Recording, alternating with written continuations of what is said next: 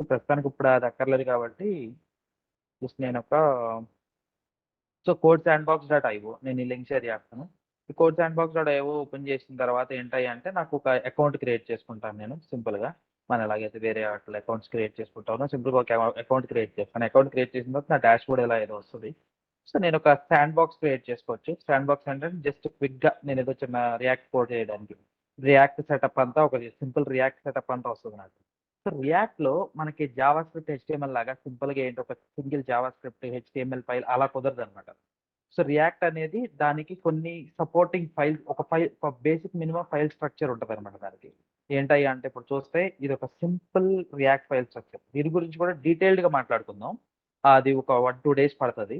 So ఇక్కడ చూస్తే package dot Jason అనే ఒక ఫైల్ ఉంటుంది. అది ఖచ్చితంగా ఉంటుంది ప్రతి రియాక్ట్ యాప్ లో, అది ఖచ్చితంగా మినిమం అనమాట. సో మిగతా మన కోడ్ అయితే ఎక్కడైతే ఉందో అది ఒక ఎస్ఆర్సి ఫోల్డర్ లో మనం అక్కడే ఉంచాలా అని అంటే ఉంచాలని కాదు, కానీ అందరూ రెగ్యులర్ గా ఫాలో అయ్యే స్ట్రక్చర్ అనమాట. File structure SRC source. ఇక్కడే మన కోడ్ అంతా రాసుకుంటాయి. యాక్చువల్ కోడ్ మనం ఏదైతే ఆ, మన ఆ, నేను యూఐ ఇంప్లిమెంట్ చేయాలనుకుంటున్నాను, యూఐకి సంబంధించిన కోడ్ అంతా ఈ ఎస్ఆర్సి ఫోల్డర్ లోనే మనం రాసుకుంటాం. ఎస్ఆర్సి అనే ఒక ఫోల్డర్ లో యాప్ డాట్ జేఎస్ అనే ఒక ఫైల్ ఉంది, ఇండెక్స్ డాట్ జేఎస్ అనే ఒక ఫైల్ ఉంది, స్టైల్ డాట్ సిఎస్ఎస్ అనే ఒక ఫైల్స్ నాకు ఆల్రెడీ ఉన్నాయండి. సో అవేంటో అనేది మన ఫైల్ స్ట్రక్చర్ గురించి డీటెయిల్డ్ గా మాట్లాడుకున్నప్పుడు చూద్దాం. సో అలాగే పబ్లిక్ అనే ఒక ఫైల్ ఉంది, దాంట్లో ఏంటి ఇండెక్స్ డాట్ హెచ్టిఎంఎల్. అదేంటిది అసలు, ఇవి కూడా ముందుకు వెళ్తున్నప్పుడు మనం మాట్లాడుకుందాం. ఓకేనా? అది ఒక 1-2 డేస్ పడుతుంది, మినిమం ఒక 2 డేస్ పడుతుంది అటు ఇటుగా వీటన్నిటి గురించి తెలుసుకోవడానికి. అలాగే వీటన్నిటి గురించి తెలుసుకోవడం కూడా చాలా ఇంపార్టెంట్. సో స్టార్ట్ చేయడమే వీటితో స్టార్ట్ చేయకుండా జస్ట్ ఏంటంటే సో రియాక్ట్ అనేది ఈ రోజు ఊరికనే ఎంత సిమిలర్ గా ఉంటుంది మన జావా స్క్రిప్ట్ కి, హెచ్టిఎంఎల్ కోడ్ కి ఎంత సిమిలర్ గా ఉంటుంది, ఎంత డిఫరెంట్ గా ఉంటుంది అనేది చిన్న చిన్న విషయాలు చూడడానికి ఈరోజు ట్రై చేద్దాం. సో ఫస్ట్ ఏంటంటే ఫస్ట్ విషయం, మీరు ఇది చూస్తే ఇదంతా హెచ్టిఎంఎల్ లేక ఆ, ఇదంతా div HTML కదా, container ను ఇదంతా ఉమ్, ఇదంతా జస్ట్ పెట్టారు. హెచ్టిఎంఎల్ గా. ఇదంతా హెచ్టిఎంఎల్ ఇక్కడ సేమ్ ఉంటుంది. కాకపోతే మీరు చూస్తుంటే చిన్న చిన్న విషయాలు ఏం చేంజ్ అవుతున్నాయి, ఇక్కడ అట్రిబ్యూట్ నేమ్స్ చేంజ్ అవ్వచ్చు. మనకి హెచ్టిఎంఎల్ అయితే ఇది జస్ట్ క్లాస్ అని ఉంటుంది, హెచ్టిఎంఎల్ అయితే జస్ట్ క్లాస్ అని ఉంటుంది. ఇక్కడ ఏంటంటే క్లాస్ నేమ్ అనే అట్రిబ్యూట్ ఉంటుంది అనమాట, క్లాస్ అనే అట్రిబ్యూట్ ఉండదు అనమాట. చిన్న చిన్న విషయాలు చేంజ్ ఉంటాయి. కానీ ఏంటంటే ఇక్కడ వాడే సింటాక్స్, మనం వాడే లాంగ్వేజ్ ఏంటంటే రియాక్ట్ లో జేఎస్ఎక్స్ అంటారు, అంటే జావా స్క్రిప్ట్ ఎక్స్ఎంఎల్ అని చెప్పి. ఓకేనా? సో అది హెచ్టిఎంఎల్ అలాగే జావా స్క్రిప్ట్ రెండు క్లబ్ చేసిన ఒక లాంగ్వేజ్ లాగా ఉండిద్ది అనమాట. సో మనం ఇంతకు ముందు చూస్తున్నప్పుడు మనం ఏం చేసాం, నాకు ఒక సింపుల్ ఏదన్నా నేను జేఎస్బీన్ లో మనం చూస్తూ వచ్చాం, నేను ఏదన్నా చిన్న యూఐ ఇంప్లిమెంట్ చేయాలి, ఒక టేబుల్ చూపించాలి, లేకపోతే ఇంకొక ఇన్పుట్ బాక్స్ ఏదో చూపించాలని చెప్పేసి అంటే, అలాగే దానికి కొన్ని ఇంటరాక్షన్స్ యాడ్ చేయాలనుకుంటే ఏం చేసాం మనం, ఇలా ఉన్న దానికి జస్ట్ ఒక ఇన్పుట్ బాక్స్ యాడ్ చేశాను నేను ఇక్కడ. ఇది నా హెచ్టిఎంఎల్ ఫైల్ ఓవరాల్ గా. ఇన్పుట్ ఇక్కడ రాశాను. ఓకే, ఐడి ఐడి ఏబిసి ఇచ్చాను అనమాట. సో నాది ఒక ఇన్పుట్ బాక్స్ ఉంది. సో నేనేమనుకుంటున్నాను, ఇంతకుముందు మనం మొన్న కూడా చూసాం దాని గురించి ఏంటిది, నాకు హైలైట్ కాకూడదు, నేను ఎప్పుడైతే ఫోకస్ చేసినప్పుడు నా ఏమది ఆన్ ఫోకస్, నా ఈ ఈ ఎలిమెంట్ మీద ఫోకస్ చేసినప్పుడు నాకు అప్పుడు ఏం జరుగుతుంది, ఏ అవుట్ లైన్ వస్తుంది, కానీ నాకు అవుట్ లైన్ వద్దు అన్నప్పుడు నేను ఏం చేశాను, ఆన్ ఫోకస్ అనే ఒక ఈ అట్రిబ్యూట్ యూస్ చేసి ఫోకస్ ఆన్ ఫోకస్ అనే ఒక అట్రిబ్యూట్ రాసి దానికి ఏదో ఒక ఇక్కడ రాసుకున్న ఒక జావా స్క్రిప్ట్ మెథడ్ ఎగ్జిక్యూట్ చేశాను ఆన్ స్క్రిప్ట్ అనగానే. అప్పుడు ఏం చేస్తున్నాను అక్కడ నేను ఇక్కడ ఒక ఫంక్షన్ రాసి ఫంక్షన్ హైడ్ అనేది ఒక ఫంక్షన్ రాస్తే నేను document dot get element by of ABC అనుకుంటే ఇక్కడ ఏంటది నెక్స్ట్ నాకు స్టైల్ డాట్ అవుట్ లైన్ అనేది ఏం చేశాను దానికి జస్ట్ నన్ నన్ నన్. అప్పటి వరకు అవుట్లైన్ ఏదో వాల్యూ ఉంది, ఆ వాల్యూ నన్ కి అసైన్ చేశాను. సో ఇప్పుడు ఇక్కడ నుంచి హైడ్ అనే ఫంక్షన్ కాల్ చేస్తుంది, హైడ్ ఆఫ్ అనే ఫంక్షన్ కాల్ చేస్తుంది. ఇప్పుడు ఏమవుతుంది, నాకు అవ్వట్లేదుగా. నాకు ఇప్పటి వరకు అవుట్లైన్ వచ్చింది, క్లిక్ చేస్తే అవుట్లైన్ వచ్చింది, అలా రావాలి. సో నేను ఇక్కడ ఎలా రాస్తున్నాను, నా హెచ్టిఎంఎల్ కోడ్ ఇక్కడ ఎక్కడో ఉంది. ఓకేనా? అలాగే నా జావా స్క్రిప్ట్ కోడ్ ఈ హెచ్టిఎంఎల్ ఫైల్లోనే ఉండొచ్చు. కొన్నిసార్లు ఏంటంటే జావా స్క్రిప్ట్ కోడ్ వేరే ఫైల్స్‌లో కూడా రాయొచ్చు. మనకలా ఆన్‌లైన్ ఈ ఎడిటర్‌లో చేయడం కుదరదు.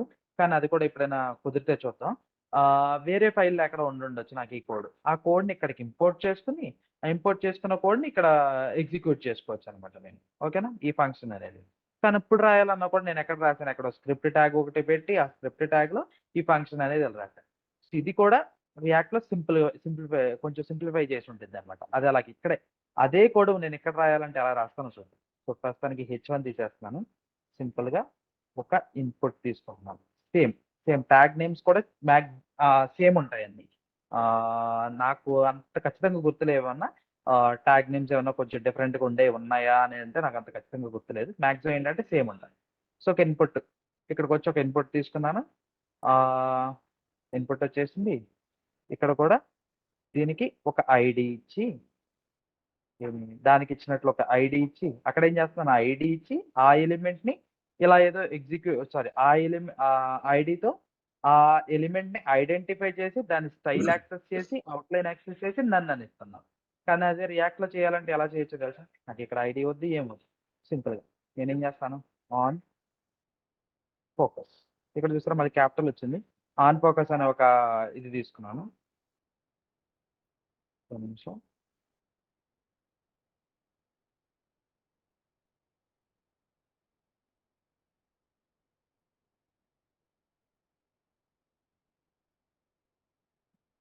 నాకొక ఇన్‌పుట్ ట్యాగ్ ఉంది ఇక్కడ. హ్మ్.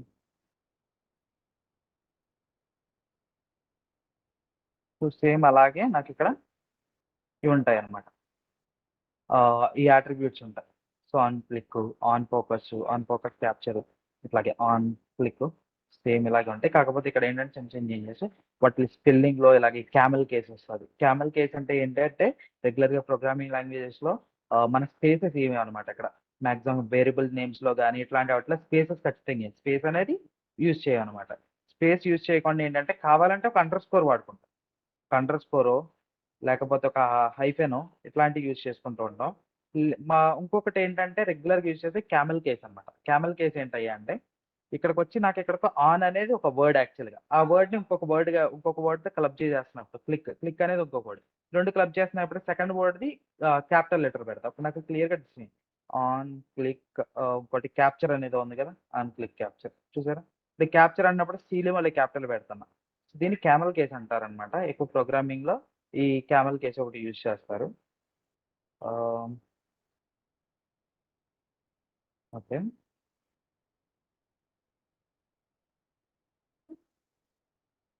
రిఫరెన్స్. నేనిప్పుడు ఫంక్షన్ రాయాలి. ఇక్కడేదో ఒక ఫంక్షన్ రాయాలి. దీనికోసం ఇది ఇక్కడేదో హ్యాండిల్ చేయడానికి అని అనుకోండి. ఆ ఫంక్షన్ ఎలా రాయొచ్చంటే ఫంక్షన్ ఇక్కడ. ఇక్కడ డైరెక్ట్‌గా ఇక్కడ రాసేయొచ్చనమాట.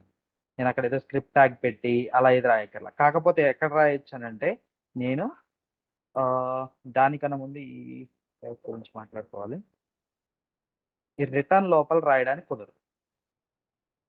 ఎందుకంటే ఈ రిటర్న్ లోపల అది ఓన్లీ జావా ఈ ఈ ఈ హెచ్‌టీఎంఎల్ ఎలిమెంట్స్ మాత్రం ఎక్స్‌పెక్ట్ చేసేది.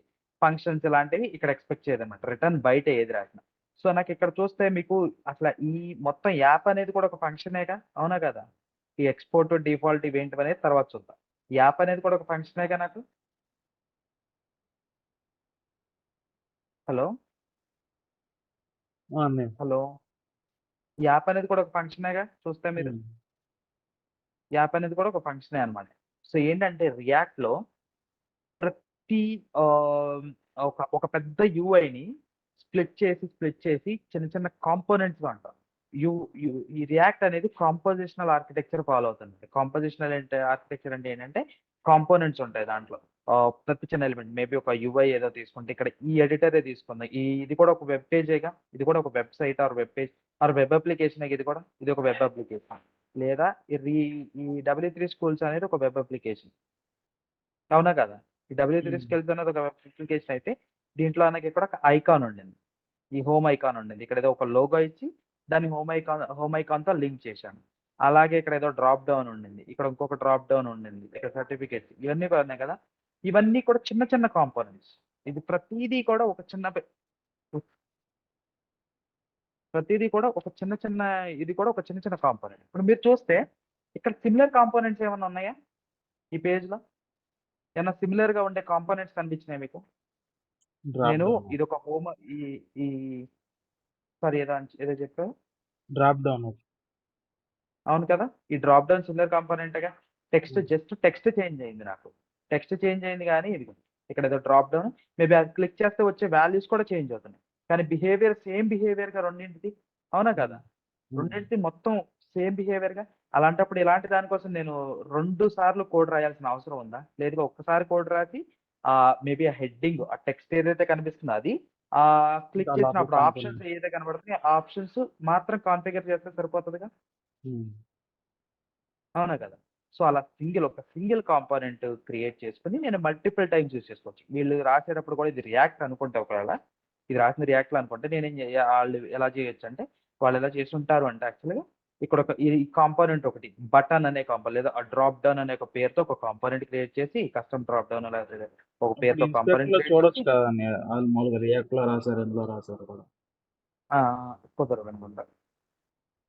కుదరదు. చివరికి ఎందుకంటే, నీకిక్కడికొచ్చేసరికి ఇన్స్‌పెక్ట్‌లోకొచ్చేసరికి మొత్తం అంతా కూడా ఆహ్, ఏమవుతది జావా స్క్రిప్టే అవుతది గదా! ఇక్కడికొచ్చేసరికి జావా స్క్రిప్ట్. అలాగే వీళ్ళు వాడేది కొంచెం అడ్వాన్స్డ్ ఏదైనా వెబ్ ప్యాకెట్ లాంటి కొన్నుంటాయి. అట్లాంటివి వాడినప్పుడు మనకి తెలియకపోవచ్చు. మొత్తం బండిల్ అయిపోద్ది. ఇక్కడ సోర్సెస్‌కొస్తే నీకు వాళ్ళ యాక్చువల్ కోడ్ కనిపిస్తది. వాళ్ళ కోడ్ అన్నమాట. అంటే వాళ్ళు నిజంగా వాళ్ళ కోడ్ అని చెప్పలేము మళ్ళీ. ఇక్కడ రియాక్ట్ వాడతా ఉన్నారు. సారీ రియాక్ట్ కాదు. రియాక్ట్ అనే ఫోల్డర్ క్రియేట్ చేసేది. రియాక్ట్ గురించి ట్యూటోరియల్‌గా. కాబట్టి ఇది రియాక్ట్ అని చెప్పలా. ఎందుకంటే చివరికొచ్చేసరికి మనం బ్రౌజర్‌కొచ్చేసరికి జావాస్క్రిప్ట్, హెచ్‌టీఎంఎల్, సీఎస్ఎస్ అంతే కదా మనకుండేది. కానీ వాళ్ళ యాక్చువల్ కోడ్ మనం చూడొచ్చు. ఇది వాళ్ళ కోడ్. ఇక్కడేదో ఈ కోడ్ ఉంది. ఏఎస్‌పీ డాట్ నెట్ ఏదో వాడినట్టున్నారు వీళ్ళు కొంత. అలాగే హెచ్‌టీఎంఎల్ అలా. సో, వాళ్ళ సోర్స్ కోడ్ ఇది. ఇది వాళ్ళ సోర్స్ కోడ్. ఇక్కడ సోర్సెస్‌లో మనం చూడొచ్చన్నమాట. ఇదంతా వాళ్ళ సోర్స్ కోడ్. కొన్నేంటయ్యా అంటే వాళ్ళ సోర్స్ కోడ్ డైరెక్ట్‌గా కనిపించకుండా కొన్ని బండ్లర్స్ ఉంటాయన్నమాట. వెబ్ ప్యాక్ అనే అది కొంచెం తర్వాత ఎప్పుడైనా మాట్లాడుకోవచ్చు. కొంచెం మన రియాక్ట్ అనేది తెలిస్తే ఆ వెబ్ ప్యాక్ ఏంటి, బండ్లర్స్ ఏంటి ఇవన్నీ అని చెప్పి. ఏం చేస్తాయంటే మనం కోడ్ రాస్తాం. మనం కోడ్ రాసింది మోస్ట్ ఆప్టిమైజ్డ్ వే కాకపోవచ్చు. మేబీ 2, 3 లైన్‌లో రాయాల్సింది. ఇప్పుడు ఎలా అంటే మనం ఇక్కడేదో తీసుకుంటే నేనేమంటున్నాను ఇక్కడ సింపుల్‌గా ఇక్కడ ఒక వేరియబుల్ తీసుకుంటాను. Variable A is equal to ఆహ్ లెట్స్ సే మనం అనుకున్నది ఏంటంటే 2 + 3 అని నేను రాసాను కోడ్. ఓకేనా? అలాగే ఆ వేరియబుల్‌ని ఇక్కడ రిటర్న్ చేస్తున్నా. రిజల్ట్‌ని రిటర్న్ చేస్తున్నా. రిటర్న్ ఏ అంటాం. దీన్నే సింపుల్‌గా ఎట్లా రాయొచ్చు నేను? ఈ వేరియబుల్ ఏ అనేది నేను డిక్లేర్ చేయాల్సిన అవసరం లేదు. డైరెక్ట్‌గా ఇక్కడ రిటర్న్ 2 + 3 అంటే కూడా సేమ్ ఎళ్ళిపోతది. అది సింపుల్‌గా రాయడం అన్నమాట. ఇలా ఇంత సింప్లిఫై చేసి కోడ్‌ని వెబ్ ప్యాక్ బండ్లర్స్ లాంటివి సింప్లిఫై చేసి ఆప్టిమైజ్ చేస్తాయన్నమాట కోడ్‌ని. వెబ్ ప్యాక్ ఇంకేమైనా నాకు తెలీదు. రెగ్యులర్‌గా అయితే ఇప్పుడు ఎక్కువ వెబ్ ప్యాక్ యూజ్ చేస్తా ఉన్నారు. ఆహ్, ఓకే. సో, ఇక్కడి నుంచి తెలియకపోవచ్చు. కానీ ఇలా. ఇప్పుడు మనం మర్చిపోయాం. ఇప్పుడు టాపిక్ వేరే దానికెళ్ళిపోయాం. సో, ఇక్కడ చూస్తూ ఉంటే మనకి ఇలా సిమిలర్ కాంపోనెంట్స్ ఉంది. అలాగే ఇది కూడా సిమిలర్ కాంపోనెంటేగా. ఇవన్నీ కూడా. ఈ క్లిక్కబుల్ ఈ నావిగేషన్ అన్నమాట. ఇదంతా నావిగేషన్ పెయినేగా. ఎక్కడికో ఏదో పేజ్‌కి నావిగేట్ చేయడానికి నాకిక్కడ. ఇదంతా నావిగేషన్ పెయిన్. పెన్. ఈ నావిగేషన్ పేరు మీద ఒక్కొక్క దాని మీద క్లిక్ చేస్తే ఒక్కొక్క పేజ్ లోడ్ చేస్తుంది. ఇక్కడ యూఆర్ఎల్ కూడా మారుతుంది గదా! సో, ఈ ఈ రియాక్ట్ హోమ్ మీద క్లిక్ చేసినప్పుడు నాకు ఈ డిఫాల్ట్ ఈ యూఆర్ఎల్‌కి లింక్ చేసుందిది. సో, ఈ యూఆర్ఎల్‌ని లోడ్ చేస్తుంది. ఇక్కడ క్లిక్ చేసినప్పుడు ఈ యూఆర్ఎల్. ఇది ఇంకొక పేజ్. ఇది ఇంకొక పేజ్. యాక్చువల్‌గా రియాక్ట్ అనేది మనం సింగిల్ పేజ్ అప్లికేషన్స్ తయారు చేయడానికి మాత్రమే వాడతాం. కానీ ఏంటి ఇక్కడ ఈ చాలా పేజెస్‌గా ఇది ఒక సింగిల్ పేజ్ కాదు. ఇదొక పేజ్, ఇదొక పేజ్, ఇదొక పేజ్. యూఆర్ఎల్ మారుతుందంటే ఆ డిఫరెంట్ పేజ్ అని చెప్పి. నీకు యూఆర్ఎల్ మారనంత వరకు ఈ యూఆర్ఎల్ మారకుండా ఆ పేజ్‌లో ఏదో ఒక ఎలిమెంట్‌ని క్లిక్ చేస్తే ఇక్కడ కంటెంట్ మొత్తం మారిపోయింది నా పేజ్‌లో. కానీ పేజ్ సేమేగా. పేజ్ అయితే సేమ్ పేజ్. ఎందుకంటే యూఆర్ఎల్ చేంజ్ అవ్వలేదు. కంటెంట్ మారింది అనంటే జావా స్క్రిప్ట్‌లో కంటెంట్ ఏదో అప్డేట్ చేశారు. కనిపించే హెచ్టీఎంఎల్ కంటెంట్ అంతా అప్డేట్ అయింది. కానీ పేజ్ అయితే ఈ పేజ్. సో, ఇది ఒక పేజ్‌లో ఉన్నాం. ఇంకొక పేజ్‌లోకెళ్ళడానికి. ఇంకొక పేజ్‌లోకెళ్ళడానికి. సో, ఇది సింగిల్ పేజ్ అప్లికేషన్ తయారు చేయడానికి రియాక్ట్ వాడతాం కదా! మరి మల్టిపుల్ పేజెస్‌ని ఎలా హ్యాండిల్ చేస్తాం అనంటే ఇలా. ఏదో నావిగేషన్ లింక్స్ ఉంటాయి ఒక్కొక్కటి. నావిగేషన్స్ లింక్స్ ద్వారా అది క్లిక్ చేసినప్పుడు ఆహ్, ఆహ్, ఆ బటన్‌కి ఆ పేజ్‌తో ఏదో ఆ బటన్ గాని లేకపోతే వేరే యాక్షన్ ద్వారా గాని ఆ పేజ్కి లింక్ చేస్తాం అనమాట. సో ఎప్పుడైతే ఆ యాక్షన్ జరిగిందో ఈ పేజ్ నుంచి ఆ పేజ్ లోడ్ అయిపోతుంది అనమాట. ఈ పేజ్ ఉండదు, ఆ పేజ్ లోడ్ అవుతుంది అనమాట. ఓకేనా? ఇదంతా ఇప్పుడు మాట్లాడుకోవద్దులే. సో అలాగే ఇంకా సిమిలర్ ఎలిమెంట్స్ ఏమున్నాయి ఇక్కడ చూస్తే ఈ సైన్ అప్, లాగిన్ లాంటివి ఇవి చూసాం. ఇవి కూడా సిమిలర్ ఎలిమెంట్స్. ఇవన్నీ కాంపోనెంట్స్ అనమాట. ఒక కాంపోనెంట్ రాసి నేను ఒక ఎగ్జాంపుల్ చూస్తే ఇక్కడికి వచ్చి ఒకసారి పక్క పెడుతున్నాను. ఎగ్జాంపుల్ చూస్తే ఏమనుకోవచ్చు, నేను సింపుల్ ఒక ఇంకొక కాంపోనెంట్ క్రియేట్ చేస్తున్నాను ఇక్కడ. కాంపోనెంట్ ఏంటి? సింపుల్ ఫంక్షన్ అయితే నేను ఒక ఫంక్షన్. కాంపోనెంట్స్ లో కూడా 2 టైప్స్ ఆఫ్ కాంపోనెంట్స్ ఉంటాయి. Functional components and class components. Class components అనేవి ఎక్కువ యూజ్ చేయరు. తర్వాత మాట్లాడుకుందాం మనం. అవి కూడా కొంచెం డిఫికల్ట్‌గా ఉంటాయి. అసలు రెగ్యులర్‌గా నేను వాడుతున్నప్పుడే క్లాస్ కాంపోనెంట్స్ ఎప్పుడో అరుదుగా చూస్తూ ఉంటాను. సో, క్లాస్ కాంపోనెంట్స్ అనేది అంత తెలియాల్సిన పని లేదు గానీ, అవి కూడా ఏంటనేది తెలుసుకోవాలి. సో, మోస్ట్‌లీ యూజ్ చేసేది ఫంక్షనల్ కాంపోనెంట్స్. ఇప్పుడు మనం చూస్తున్నది ఫంక్షనల్ కాంపోనెంట్. ఇదొక కాంపోనెంట్. ఆ కాంపోనెంట్‌ని ఎలా రాసాం? ఇదొక ఫంక్షనేగా. సో, వీటిని ఫంక్షనల్ కాంపోనెంట్స్ అంటాం. సో, వీటి గురించి తర్వాత డీటెయిల్‌గా డిస్కస్ చేద్దాం. సో, ఇంకొక కాంపోనెంట్ రాస్తున్నాననమాట. ఆ కాంపోనెంట్ అంటే నేమ్ కార్డ్ అనే పేరు పెట్టుకుంటున్నాను దానికి. Name card. నేమ్ కార్డ్ అనే పేరు పెట్టుకుంటే నేను నేమ్ కార్డ్ అనే పేరు పెట్టుకొని, ఆ నేమ్ కార్డ్ అనే పేరుకి ప్రతి కాంపోనెంట్ నుంచి రిటర్న్ కీవర్డ్ ఉండాలనమాట. ఓకే. ఈ అంటే ఈ పారాంథసిస్ పెడతామా లేదా అనేది నా ఇష్టం. కార్డ్ పెట్టుకోవచ్చులా. ఓకే. ఆ రిటర్న్ చేసేది ఏంటయ్యా అంటే చివరికి నాకు కావాల్సిన హెచ్టీఎంఎల్ కంటెంటేగా. పైన కావాలంటే నేను జావాస్క్రిప్ట్ ఫంక్షన్స్ రాసుకోవచ్చు అని చెప్పా కదా! ఆ జావాస్క్రిప్ట్ ఫంక్షన్స్ ఏంటి ఏదో వర్క్ అవి కాల్ చేసినప్పుడు ఆ ఫంక్షన్ ఏదో మేబీ అప్డేట్ చేయడం చేయొచ్చు గానీ, ఆ జావాస్క్రిప్ట్ ఫంక్షన్స్ అయితే నా యూఐ మీద కనిపించవుగా. నా యూఐ మీద కనిపించేదేంటి? HTML content. సో, అందుకే హెచ్టీఎంఎల్ కంటెంట్‌ని ఇక్కడి నుంచి రిటర్న్ చేస్తే ఆ హెచ్టీఎంఎల్ కంటెంట్ పేరెంట్ కాంపోనెంట్‌కెళ్ళి అది యాక్చువల్‌గా డిస్‌ప్లే అవుతదనమాట. అదనమాట విషయం. సో, ఇప్పుడు నేమ్ కార్డ్ అనే ఒక ఫంక్షన్ రాస్తున్నా. ఒక ఫంక్షనల్ కాంపోనెంట్ రాస్తున్నా. ఆ ఫంక్షనల్ కాంపోనెంట్‌లో ఒక డివ్ అనేది రాస్తున్నాను నేను. ఒక డివ్ రాసి ఇక్కడేంటంటే దీనికి ఏదో వాల్యూ పాస్ చేస్తున్నా.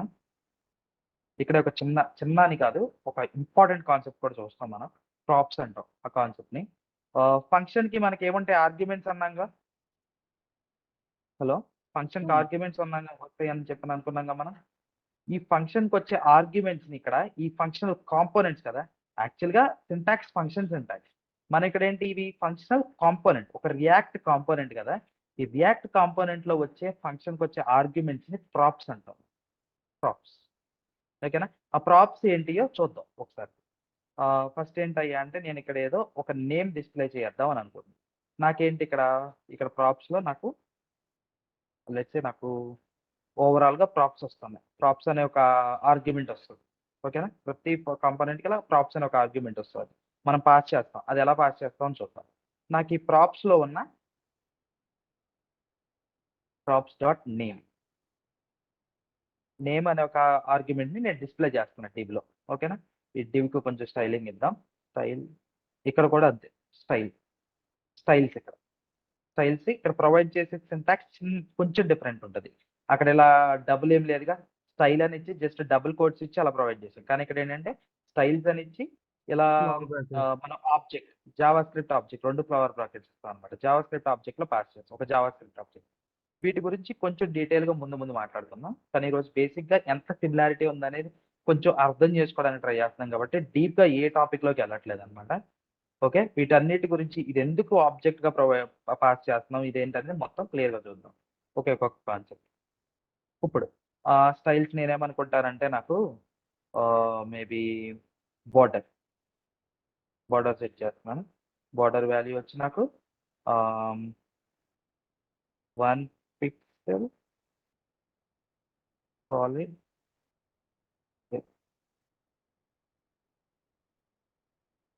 ఓకే. ఇక్కడ నాకొక బోర్డర్ అనే బోర్డర్ క్రియేట్ చేశాను. అలాగే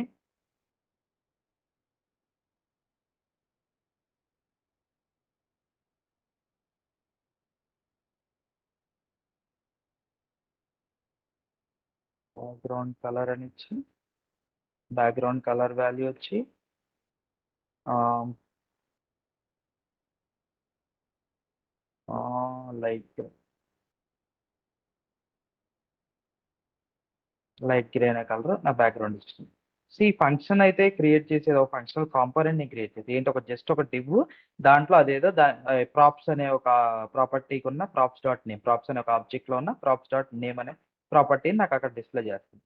ఈ మధ్యలో డివ్ లో డైరెక్ట్ గా మనం టెక్స్ట్ రాసేస్తాం కదా రెగ్యులర్ గా అయితే ఎలా రాస్తాము ఫస్ట్ రెగ్యులర్ టెక్స్ట్ రాద్దాము ఏబిసిడి అని రాస్తున్నానండి. ఓకేనా వీటన్నిటికన్నా ముందు జస్ట్ దీన్ని ఇక్కడ కాల్ చేస్తాను. ఇప్పుడు నాకేముంది అక్కడ కాంపోనెంట్ పేరేమని రాశాను నేమ్ కార్డ్. అందుకే ఆ నేమ్ కార్డ్ అనేది నేను ఇక్కడ యూజ్ చేస్తాను అనమాట.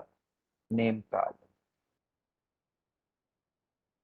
కార్డ్ అనే కాంపోనెంట్ ని ఇక్కడ రాస్తాను. ఇప్పుడు ఇదేంటిది ఇక్కడ ఇలా రాశానంటే అర్థం ఏంటి నేను సో క్లాస్ నేమ్ ఈ యాప్ అనే డివ్ లో యాప్ అనే క్లాస్ నేమ్ ఉన్న ఈ డివ్ లోపల నేమ్ కార్డ్ లో ఉన్న కంటెంట్ అంతా ఇస్తున్నాను. నేమ్ కార్డ్ లో ఉన్న కంటెంట్ అంటే ఎంత ఏంటి నేమ్ కార్డ్ అనే ఫంక్షన్ ని కాల్ చేసినప్పుడు నాకు ఏమొస్తుంది రిటర్న్ చేసే వాల్యూ వచ్చేది అంటే ఈ రిటర్న్ లోపల ఉన్న వాల్యూ మాత్రమే ఇక్కడికి వచ్చింది. అంటే ఏంటి డివ్ విత్ బార్డర్ ఎందుకో అప్లై కాలేదు ఒక నిమిషం చెక్ చేస్తాను అది.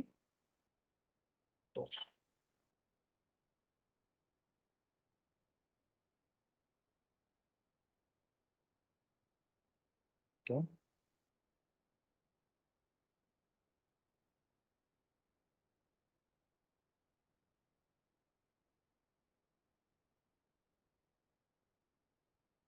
ఓకే ఒకసారి చూస్తాను స్టైలింగ్ ది. ప్రస్తుతానికైతే ఈ కంటెంట్ అయితే నాకు ఏబిసిడి అనే కంటెంట్ వస్తుందిగా. సో స్టైలింగ్ అనేది ఒకసారి చూస్తాను. స్టైలిష్ ప్రైస్ అనేదా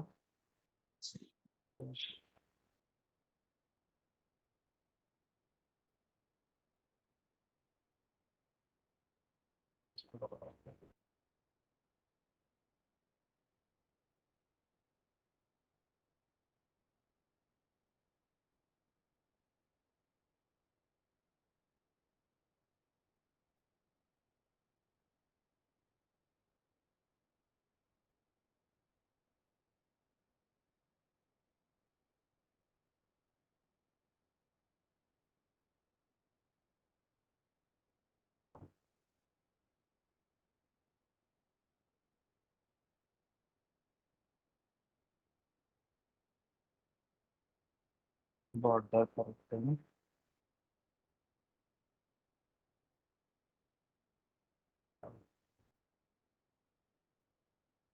కానీ ఎందుకు అప్లై అవ్వట్లేదు.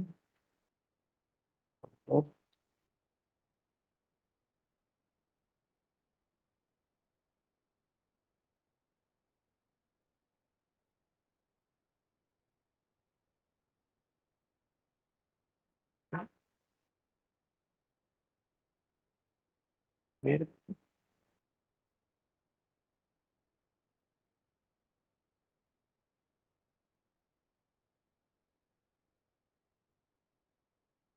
ఓకే ఒక్క నిమిషం చూస్తున్న టైంలో మీకు ఏమైనా క్వశ్చన్స్ ఉన్నాయా అప్పుడు అర్థమవుతుందా ఇది సింటాక్స్ అనేది క్లియర్ గా మనం మళ్ళీ మాట్లాడుకుందాం. కానీ ఇప్పుడు ఏంటంటే జస్ట్ కాంపోజిషనల్ కాంపోనెంట్స్ ఎలా వర్క్ అవుతాయి అని చెప్పి చూడడానికి. ఓకే ప్రస్తుతానికి తీసేస్తున్నాను ఇది ఎందుకు స్టైల్స్ వర్కౌట్ అవ్వట్లేదు. ఐడి లేదని ఇష్యూ కూడా ఉండొచ్చు చూస్తాను నేను ఇదైతే చెక్ చేస్తాను. ప్రస్తుతానికి అయితే స్టైల్స్ తీసేస్తున్నాను. ఓకేనా నాకు ఒక డివ్ ఉండింది ఆ డివ్ అనేది ప్రస్తుతానికి ఒక ఏబిసిడి అనే మాత్రం వాల్యూ ప్రింట్ చేస్తుంది. నేను ఆ నేమ్ కార్డ్ అనే ఒక కాంపోనెంట్ క్రియేట్ చేశాను. ఆ కాంపోనెంట్ ఏంటి ఆ కాంపోనెంట్ లోపల ఒక డివ్ ఏబిసిడి అనే ఒక కంటెంట్ ప్రింట్ చేస్తుంది. ఈ నేమ్ కార్డ్ అనే కాంపోనెంట్ నాకు అది ఇస్తుంది కాబట్టి ఈ నేమ్ కార్డ్ అనే కాంపోనెంట్ ఎన్నిసార్లు యూజ్ చేస్తే నాకు అన్నిసార్లు ఆ వాల్యూ వస్తుంది అవునా కదా. సో అలా వస్తుంది. కానీ నాకు ఇక్కడ ఏంటంటే నాకు ఇది ఒక నేమ్ కార్డ్ కాబట్టి ఇక్కడ ఎలా ఉండింది నాకు కింద అక్కడ బటన్స్ ఏవో ఉన్నాయి. ఇక్కడ చూస్తే సారీ ఈ బటన్స్ అనేవి ఉంటే ఈ బటన్స్ క్లిక్ చేయగానే ఏవో ఎక్స్పాండ్ అవుతున్నాయి కానీ డిఫరెంట్ టెక్స్ట్ ఉన్నాయి. ఇది ఎలా చేసి ఉంటారు మరి మేబీ ఒక బటన్ ఇలాగే క్రియేట్ చేసి ఉండొచ్చు కానీ టెక్స్ట్ వేరేగా ఎలా పాస్ చేస్తున్నారు వాళ్ళు అది చూద్దాం.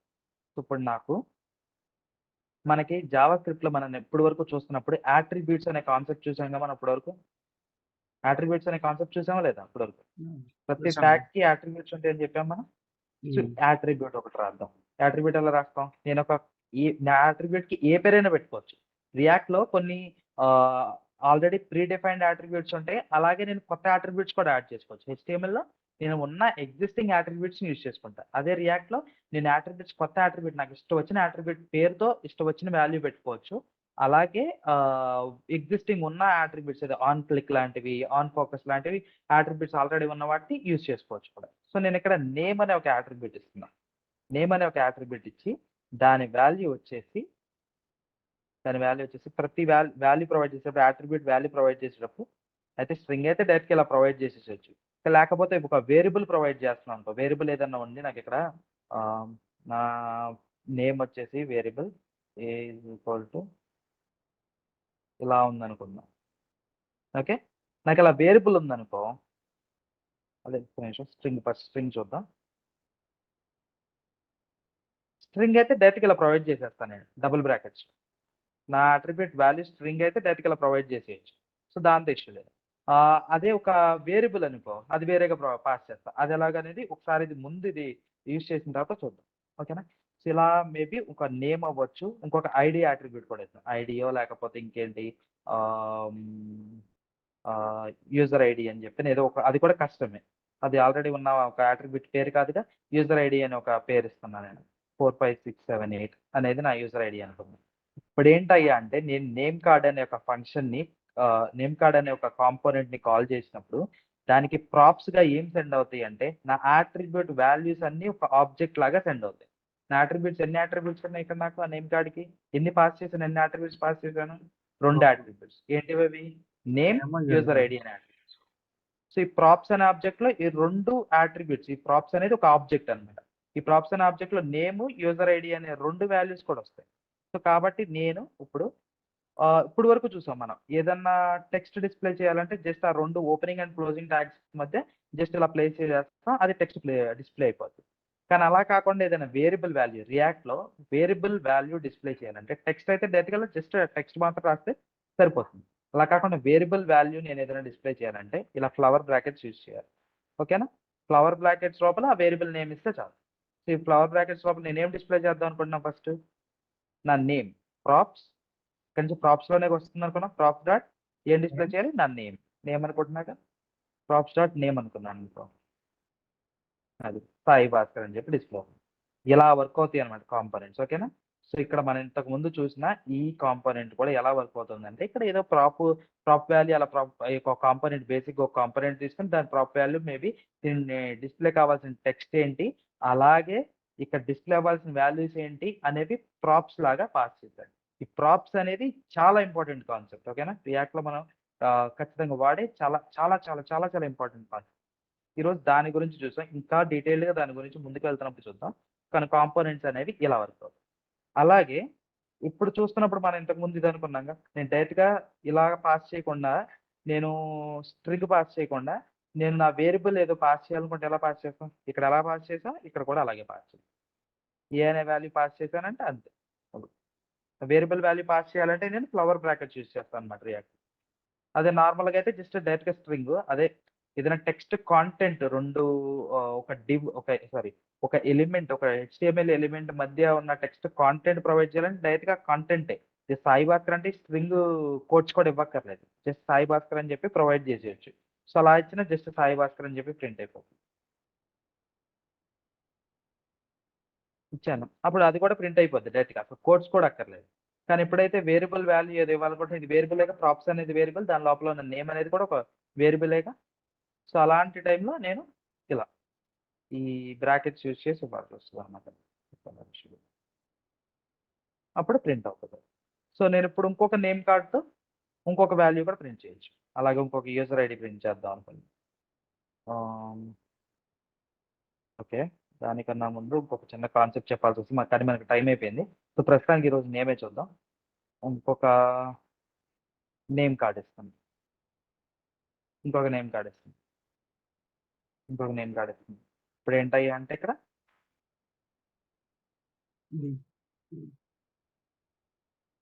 22 అనుకోండి.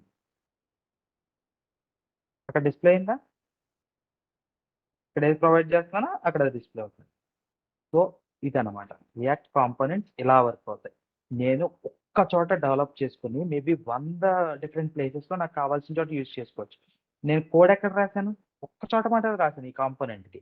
ఏదో నేమ్ డిస్ప్లే చేయడానికి నాకు ఒక్క చోట మాత్రమే కోడ్ రాశాను. అలాగే ఈ కాంపోనెంట్ అవ్వచ్చు, ఈ కాంపోనెంట్ దీనికి కోడ్ ఒక్క చోటే ఉంటది. ఆ ఒక్క చోట ఉన్న కోడ్‌ని ఫంక్షన్స్ లైక్ ఒక చోట రాసి వేరే చోట్ల ఎన్ని చోట్ల కావాలంటే అన్ని చోట్ల ఫంక్షన్స్ ఎలా యూజ్ చేసుకుంటామో, కాంపోనెంట్స్ కూడా ఒక్క చోట ఒక కాంపోనెంట్‌కి కోడ్ రాసి మిగతా అన్ని చోట్ల కావాల్సిన ప్రతి చోట కాంపోనెంట్‌ని రీయూజ్ చేసుకుంటాం. ఆ కాంపోనెంట్ కోడ్‌ని. జస్ట్ ఆ కాంపోనెంట్‌ని ఇలా ఇలా కావాలన్నప్పుడు అది డిస్‌ప్లే చేసుకుంటాం. ఓకేనా? సో, రియాక్ట్ అనేది ఇలా వర్క్ అవుతుందండి. ఇప్పుడు మనం చూస్తే కూడా కొన్ని కొన్ని విషయాలు మనం జావా స్క్రిప్ట్‌లో జావా స్క్రిప్ట్ హెచ్‌టీఎంఎల్‌లో రాస్తున్నప్పుడు కొన్ని విషయాలనేది ఇంత తేలిగ్గా రాయలేం కోడ్. కానీ రియాక్ట్‌లో ఇంకా ఈజీ చేస్తదనమాట కోడ్ రాయడం అనేది. కానీ దానికి తగ్గట్టుగా అది రియాక్ట్ ఎలా వర్క్ అవుతుందని ఈ రియాక్ట్ ఫైల్ స్ట్రక్చర్ అసలు ఈ ప్యాకేజ్ డాట్ జేసన్ ఏంటి ఇవన్నీ ఒక్కొక్కటిగా